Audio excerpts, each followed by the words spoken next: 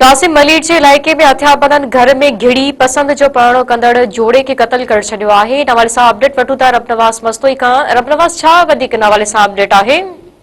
जी बिल्कुल, मलिर के इलाके में जवाबदारन के घर से फायरिंग गोलियों लगन सबब ज़ाल ए मुड़स मारिजी विया। जीअं त कज़ाफी टाउन वाले इलाके में जवाबदार गोलियों हणी अरशद ए संदसि घरवारी सोनिया के कत्ल करे छॾियो।